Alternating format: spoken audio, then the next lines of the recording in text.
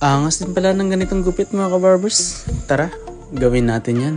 Ang gusto nga pala rito ng client mga kabarbers is kunin lang ng konti yung kanyang banghas saka textured lang sa taas.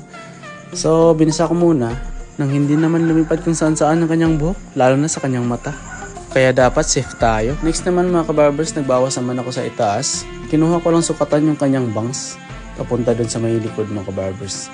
Bali ganyan lang yung proseso ng pagbawas natin. And then perfect ko yung saktong haba na sa itaas.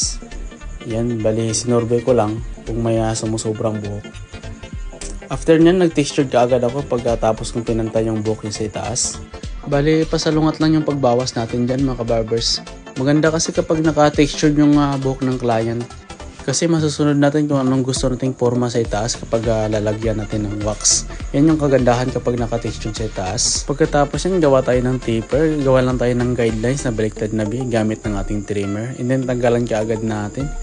Next sa shaver mga kabarbers para mas malinis yung pagka-fade natin. And then clip over comb. Gawa lang tayo ng palatandaan ng paghagod natin para hindi tayo sumubra. And then gamit tayo ng number 1 na guard. So paunti-unting blending na tayo dito.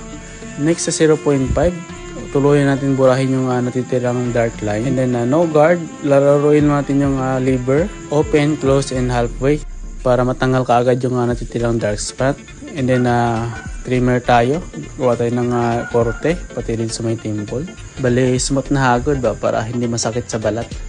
And then retas natin yung natitirang dark spot mga kabarbers. And then gamit tayo ng tuning scissor. Tatargetin na natin yung maitim-itim na yan mga kabarbers. Effective yung technique na to mga kabarbers pang tanggal yung natitirang dark spot. Lalo na pag lubak na parte mga kabarbers. Laking tulong talaga kapag nanonood tayo mga tutorial ng mga ibang video. Kaya tayo natututo ng mga ganitong technique. Next dito sa may likod mga kabarbers, gawa tayo ng C na guidelines. And then tanggalan kaagad natin gamit yung trimmer.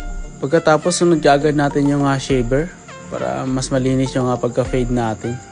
Pagkatapos 1.5 na guard, balit tanggalin na natin yung makapal na parte na yan mga kabarbers. Tapos sunod natin yung 0.5 na guard, bali laruin na natin yung lever dito, open, close, and halfway.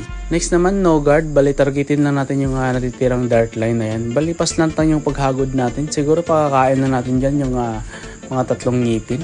At saka laruin din natin yung lever, open, close, and halfway. And then overcome tayo dito para sa mga sumusobrang buhok mga kabarbers. Pagkatapos finalize natin yung korte gamit yung trimmer para hindi na tayo mahirapan pag mag-bleed na tayo mamaya mga kabarbers. Ayan, nag-bleed na nga ako dito mga kabarbers. Bali pasalungat na lang yung paghagod ko dito kasi may korte na yung paggupit natin dito. Hindi na tayo mahirapan mag-bleed. And then pinerfect ko yung korte kasi yan yung dadala ng highlights ng gupit natin. Pagkatapos plangketa. Tanggalin natin yung sumusobrang buhok. Kailangan pantay ang magkabilang gilid at saka walang sumusobra dito sa may likod mga kabarbers. So after nyan mga kabarbers, naglagay kaagad ako dyan ng wax para maporma natin yung gusto nyang forma dito sa itaas. Gusto niya kasi yung naka-textured eh. So gumamit din ako ng textured na suklay. So ito na ang resulta mga kabarbers. Maraming salamat sa panonood. Ingat-ingat mga kabarbers.